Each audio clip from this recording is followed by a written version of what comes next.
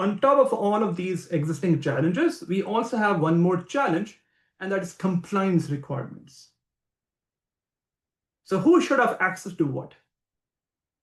What data they can access? Can they view the entire record, or can they view only certain records or columns?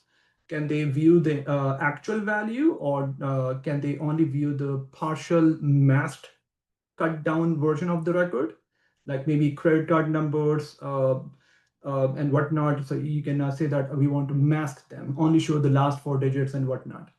So when we have lots and lots of data sources, so you could have 500 CSV files, 300 SQL Server databases, and Excel workbooks and whatnot. So that is where, on top of your engineered data, we end up using some compliance requirement or data governance kind of technology. So Microsoft offers us with something called Microsoft Purview, which sits on top of your existing engineered data, where we have our data warehouse. And there you can configure your rules, compliance rules.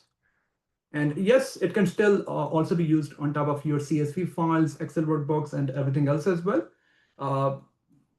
Or you can choose to use it only on top of this data warehouse or on top of everything. So that is up to you. You can choose to have this purview as well. So as data engineers, know that you will eventually also encounter some data governance technology as well. So for example, Microsoft offers us something called Purview. So this is used to configure security compliance requirements at the top level, rather than going to every individual data source and configuring things at that level.